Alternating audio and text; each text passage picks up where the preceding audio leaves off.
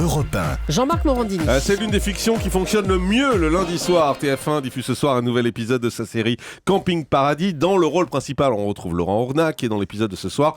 Il accueille d'ailleurs dans son camping un couple d'animateurs télé qui vient tourner un jeu. Laurent Ornac, bonjour. Bonjour. Merci d'être en direct avec nous sur Europe 1. C'est le 30e épisode, je crois, ce soir. Oui, c'est le 30e épisode qui passe. Qui est diffusé. Quand vous avez commencé cette série Camping Paradis, vous n'imaginiez pas que ça puisse vivre aussi longtemps. Ben non, parce que c'est vrai qu'on démarre toujours dans l'esprit d'une série. On s'en cachait pas. On avait en tout cas cette ambition-là. Mais on ne sait pas combien de temps ça va durer.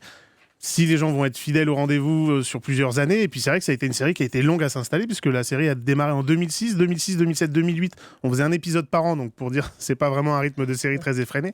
Et c'est seulement à partir de 2009 où on a vraiment développé un rythme plus soutenu. On tourne maintenant 6 épisodes chaque année. C'est vraiment une série très française dans le sens où vous n'essayez pas de copier les séries américaines. Il y a un vrai état d'esprit. C'est très festif. J'ai envie de dire, il n'y a pas d'ambition.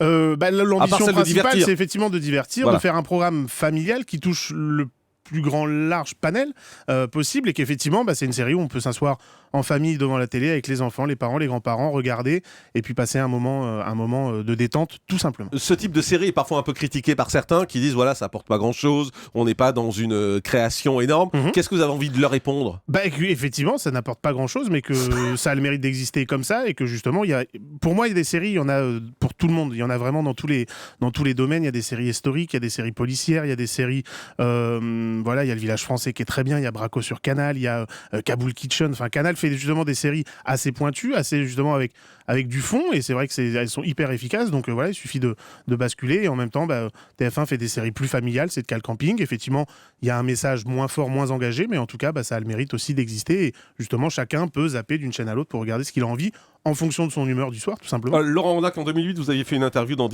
Nice Matin et vous disiez sur TF1 il y a trop de policiers, ras-le-bol des séries américaines et disons-le franchement on n'est pas bon nous français dans ce domaine, c'est à la nouvelle génération de faire autre chose. Vous êtes toujours d'accord avec vous-même ? On a moins de budget surtout que les séries américaines qui marchent très fort au niveau policier malgré tout quand on sait qu'on fabrique une série aux États-Unis et qu'on va la vendre dans une bonne centaine de pays minimum, forcément on n'arrive pas avec les mêmes budgets d'effets spéciaux, d'écriture et d'actoring et tout ce qui va avec que nous en France où on sait que globalement il est quand même plus difficile après de vendre les séries à l'étranger mais finalement on a aussi renouvelé le genre policier TF1 l'a fait aussi avec des programmes comme Nos Limites, comme Falco où justement on est sur des choses plus modernes, justement on est moins dans le petit commissariat de quartier où on règle un peu des histoires de chats accrochés à l'arbre donc je trouve qu'il y a quand même eu un vrai renouveau de la fiction toutes chaînes confondues avec des programmes on va dire plus qualitatif. Est-ce qu'aujourd'hui vous n'êtes pas enfermé dans ce personnage ? C'est toujours la question qu'on pose aux héros de séries récurrentes. C'est la vie du héros d'une série, mais en même temps, tant qu'on s'amuse dans le rôle, c'est le principal. Moi, c'est ce que je disais, je l'ai commencé tellement jeune, j'étais un jeune héros, j'avais 25 ans quand j'ai commencé à jouer Tom dans Camping, et puis aujourd'hui j'en ai 33,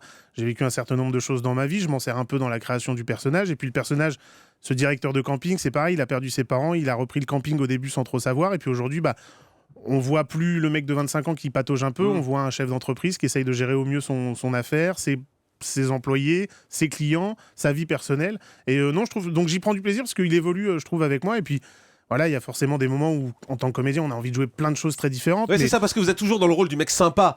Globalement, ça m'a toujours suivi. Oui. C'est plutôt ça. Vous aimeriez pas un jour être un enfoiré ? Si, un jour, j'aimerais être un enfoiré, mais ça viendra peut-être pas. Après, il faut aussi qu'il y ait des gens qui ont envie de me donner le rôle d'un enfoiré. Mais ça, une carrière d'acteur, elle est très longue et on a le temps pour jouer. Là, aujourd'hui, j'ai un physique, j'ai un visage qui amène peut-être quelque chose de plutôt sympathique. Pourquoi aller vouloir forcément tout de suite faire du contre-emploi ? Voilà, de toute façon, la série s'arrêtera un jour. Parce que vous y pensez à l'arrêt ou pas ? Oui, bien sûr, régulièrement. Après, la question, c'est plutôt de dire est-ce qu'on en est plutôt vers le milieu, plutôt vers la fin ? Pour le moment, on en est plutôt bien et personne parle de fin. Ouais. Après, on sait que des fois, malheureusement, la fin arrive beaucoup plus vite d'un coup que ce qu'on imaginait. Mais est-ce que vous dites à un moment donné, même si ça marche, j'arrêterai pour sortir de ce personnage ? Si j'en ai vraiment marre et que ça devient une souffrance, j'arrêterai. Aujourd'hui, c'est pas le cas parce que justement, déjà, il y a une vraie famille qui s'est créée autour de cette série-là et on s'entend vraiment tous très bien. Alors, il y a eu des départs l'année dernière. Il y a Princesse Erika et Jennifer Loré qui sont partis vers d'autres projets.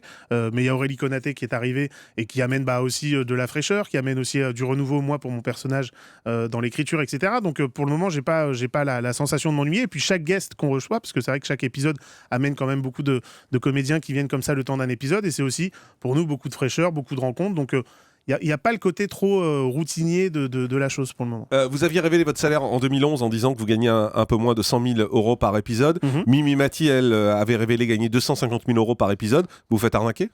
Bah, j'aurais dû arriver avant. Il se fait ournaquer. Je me fais arnaquer. Joli, Non, joli. je veux dire, après, voilà, chacun négocie au départ son salaire. Voilà, aujourd'hui, je me plains pas, je gagne très bien ma vie. Et voilà, il y a des acteurs mieux payés, il y a des acteurs moins bien payés. Après, voilà, ça correspond à une échelle, à un marché. Voilà, on se positionne. Vous comme réclamez on peut. plus ?